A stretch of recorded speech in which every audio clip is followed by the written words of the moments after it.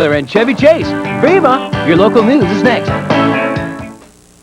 You're watching Philadelphia's NBC 10. Now, live from the News Center, this is News 10 at 11. A medical mystery. Nearly 100 Philadelphia residents come down with an unknown illness. Tonight, authorities don't know what's causing so many people to get sick. Good evening, everyone. I'm Siani Lee. And I'm Tim Lake. Our top story tonight, a mysterious illness sends dozens to Philadelphia area hospitals. Now authorities are trying to find out what it is and where it all started. News 10's Mike Strug joins us live now from West Oak Lane with more on this story. Mike. Siani, when nearly a third of all the residents of this shelter in West Oak Lane had to be taken to area hospitals over the last 24 hours or so with an unexplained mysterious illness, investigators began checking a long list of possible causes. Tonight, still no firm answer, but there are some clues. And everyone is home, safe and sound, and the shelter is at peace. As the shelter's 9 o'clock curfew approached, residents returned to the Stenton family manor for the night. After a day that saw mysterious illness send 85 residents to area hospitals suffering from nausea, vomiting, and diarrhea, life is finally getting back to normal for the 280 men, women, and children who live here. I gave them an option of going to another facility or going home for the night or staying, and their answer was, "Can we go to our rooms now?" While life in the shelter is returning to normal, the investigation into just what caused the mass illness is continuing. There seem to be two possibilities. Right now we are focusing in on either a viral infection or a still possible source of food poisoning, contaminated food. But we can't be any more specific on that until we get the results of a test. Some of the food eaten here is donated to the shelter, but Evelyn Belcher says she checks it all personally. I taste what the clients have when I'm here before they eat it. If it doesn't look right, I don't taste it, we don't serve it. We trash it. And you obviously don't have any control over viruses that might get into the building. Well, I think the most dangerous virus in the building is called Evelyn Belcher. Okay. And Evelyn Belcher says the crisis is over. Of course, the investigation continues. Live in West Oak Lane, I'm Mike Strug, News 10. Also tonight, News 10 has learned more about a vicious attack over the weekend on a delivery man in Montgomery County. Police say 4 people beat a man unconscious on Penn Street in Norristown last night for $41.44 worth of Chinese food. The driver managed to make it back to the China House restaurant where he works to get help. He was released from the hospital tonight. So far, no arrests have been made. An Atlantic County man has been charged with stabbing his estranged girlfriend to death. 46-year-old Frank Permone has been jailed since December. He is accused of murdering Donna Munyon in her Brigantine apartment. Munyon's body was discovered December 8th with multiple stab wounds. Philadelphia police tell News 10 tonight the suspects arrested in that alleged dog-fighting ring in Nicetown over the weekend were also trying to breed the dogs and then sell them for profits. Police were called to a house, the 1500 block of West Cayuga Street yesterday. They found 13 dogs chained in a makeshift kennel inside an abandoned 3-story house. Now, several dogs had flesh wounds and all appear to be malnourished. The animals were turned over to the SPCA and 6 people were arrested and charged with cruelty to animals. Charles the Shovel Staples is back in court again tomorrow. He's being retried for the murder of a Gloucester County police officer. In November, a jury deadlocked on murder charges against Staples and found him not guilty of being an accomplice to the killing. But the panel returned a guilty verdict on theft and burglary counts. Staples' alleged accomplice, Robert Mudman Simon, pleaded guilty to murdering Officer Lee Gonzalez. Jury deliberations begin this week in the trial of 6 inmates from the Graterford prison. They are charged with running a credit card fraud ring from inside prison walls. Police say inmates used illegally obtained credit card numbers to order $2 million in computer equipment and other merchandise over the phone. And the North Jersey inmate who asked to be released from jail to have an abortion is out tonight. Sonia Jackson is 5 months pregnant and is scheduled to have the abortion this week. Last week, a judge appointed an attorney to represent the fetus. The attorney had planned to appeal her release tomorrow. It is all systems go tonight westbound on the Schuylkill Expressway off-ramp to the Vine Street Expressway, but that wasn't the case earlier today when the off-ramp was closed and detours were in effect. Road crews replaced the barriers along the highway. The good news tonight, they finished the job, so they won't be back tomorrow and Tuesday as they originally had planned. On NBC's Meet the Press today, New Jersey Governor Christie Whitman was asked if she'd like to run for president. The governor replied, quote, "You've really got to want to be president. It's got to burn in your gut." For now, she says she wants to focus on being governor. Well, tonight, Whitman is just one of 50 attending the National Governors Meeting in Washington. Today, they met with Alan Greenspan, chairman of the powerful Federal Reserve Board. Most gave Greenspan high marks, but Governor Whitman is one Republican who thinks he can do more. Greenspan's concern. So I would like to see a more robust growth, but at least it's a good, solid growth, and that's better than what we've seen in the past. Tomorrow, the governors meet to discuss issues like education and welfare reform. Meanwhile, Pennsylvania Governor Tom Ridge talked about protecting Medicaid spending and making more federal dollars available for highways. He says those will be the state's top priorities in Washington this year. Congress is scheduled to consider a multi-year transportation authorization bill this year. And Governor Ridge and dozens of other U.S. governors met at a White House dinner tonight. This was all hosted by President Clinton as part of the Governors Conference in Washington. In the meantime, the president is preparing for his State of the Union address on Tuesday. NBC's Bob Beard reports. We live in an age of possibility. Aides say the State of the Union 97 will expand the themes of the president's second inaugural with few surprises. I think in the State of the Union, you'll hear him have a real call to action. It'll be a real action plan. You'll focus on balancing the budget. You'll focus on education. You'll focus on making welfare to work.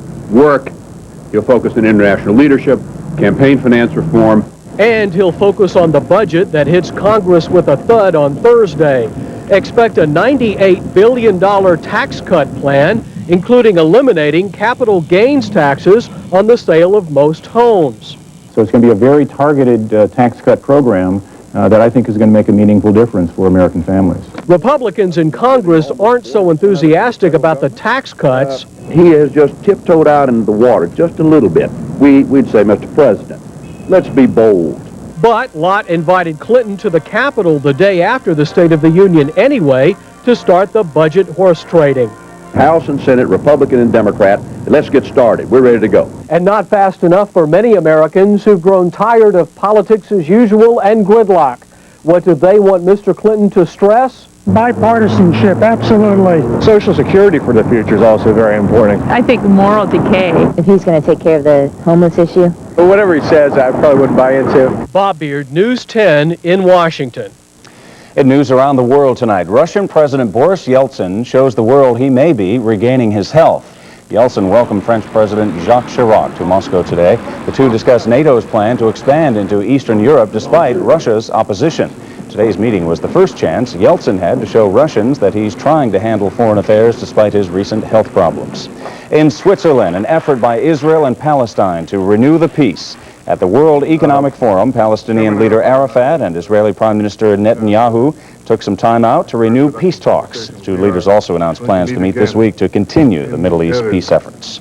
And the former British royal Sarah Ferguson is in India tonight for a visit to the International Holistic Center to study homeopathic medicine. Earlier this month, Fergie was in the U.S. signing deals to advertise cranberry juice and to serve as a spokeswoman for Weight Watchers. Well, let's talk about the weather here at home. Compared to last year, this has been one wimpy winter. And on this Groundhog Day, the nation's favorite rodent made his prediction on when we just might see spring. News 10's Christine Perez reports. Punxsutawney Phil may be right. Spring may just be around the corner, considering the beautiful day we've had. This was what we had to deal with last year, more than 40 inches of snow by the time the blizzard ended. This year, though, we've been fortunate, only about 2 inches of snow in Philadelphia. And folks who've been coming in and out of the Tiffany Diner today in the Northeast will tell you this year's winter is certainly not a mirror image of last year's. I was snowed in for 3 days, and we had a party, me and my son-in-law. So it was nice being snowed in. I didn't go to work, couldn't get my car out, but otherwise it was all right. I like the snow, so I miss it.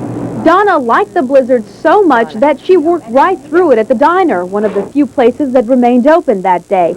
Today it was packed. Believe it or not, these folks were sitting in the same spot here during the blizzard. This man says he's all geared up for the snow, even though it hasn't come. I bought a new shovel, bought a 25 pound thing of salt. A new jacket? A new jacket, but actually we didn't need anything.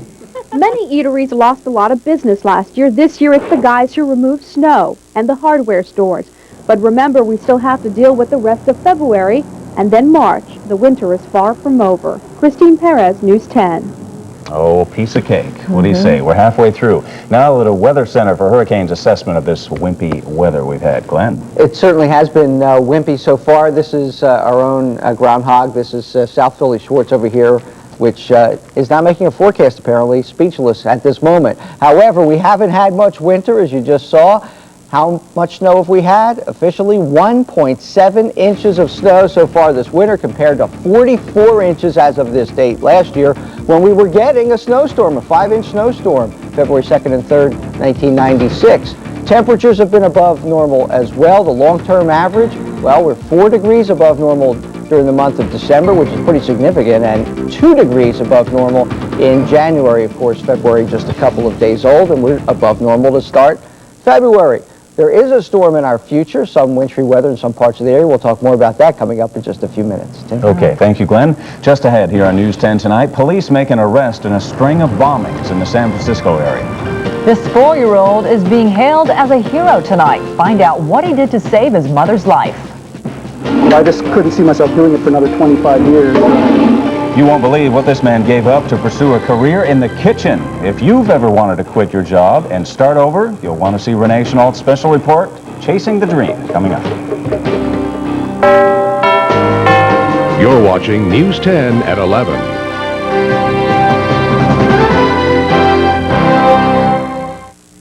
Earthwatch. Whenever winter storms hit, depend on News 10 and Earthwatch. Accurate and reliable forecasting from the most experienced team of meteorologists. Wherever winter storms hit, depend on News 10 and Earthwatch. We'll help keep you moving with the latest on road conditions, plus traffic reports throughout New Jersey, Delaware, and Pennsylvania. When winter storms hit, News 10 is doing whatever it takes to help you stay ahead of the storm. News 10 and the exclusive Earthwatch forecast. Depend on it.